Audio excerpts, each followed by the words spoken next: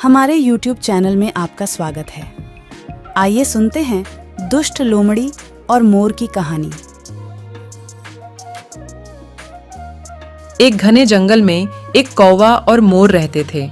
कौवा और मोर छोटी उम्र से ही दोस्त थे। वहां एक लोमड़ी भी रहती थी जो मोटे और स्वस्थ मोर को खाना चाहती थी।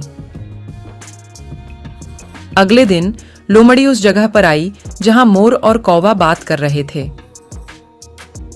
मैं आपका मित्र बनना चाहता हूँ। एक लोमड़ी किसी से मित्रता क्यों नहीं कर सकती?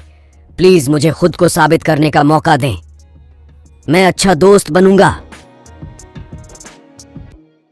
हालांकि चतुर लोमड़ी कौवे को नहीं समझा सकी, लेकिन मोर उसके बहकावे में आ गया और उसकी बातों से लगभग आश्वस्त हो गया। मोर ने कौवे से कहा। अगले दिन जब मोर अकेला था तो लोमड़ी आई और मोर से बहुत मधुर स्वर में बातें करने लगी। तुम इतनी खूबसूरत हो, उस बदसूरत कौवे के साथ क्यों दोस्ती करती हो?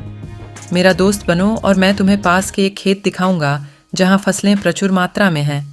यदि तुम मेरे साथ चलोगे तो तुमको ताज़ा अनाज और कीड़े मिल सकते हैं वहां। लोमड़ी ने सुझाव दिया। मोर लोमड़ी की बातों में आ गया और अपना मन बदल लिया। मोर ने कहा, ठीक है, चलिए चलते हैं।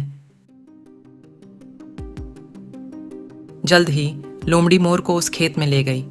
मोर खेत में पड़े अनाज काय देखकर खुशी से नाचने लगा। वह खेत में उछल कूद कर आनंद से अनाज खाने लगा।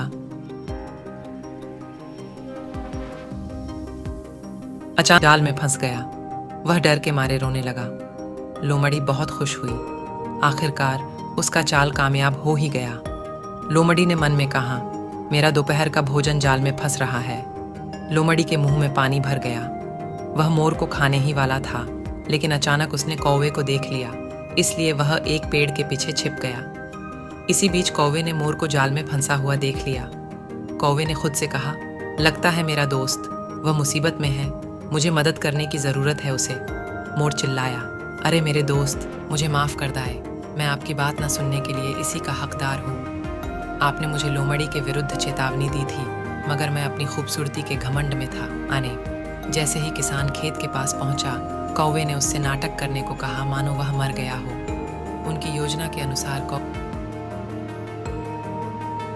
जल्द ही किसान को लगा कि मोर मर गया है। जैसे ही किसान ने जाल उठाया, मोर जितनी तेजी से उड़ सकता था उड़ गया।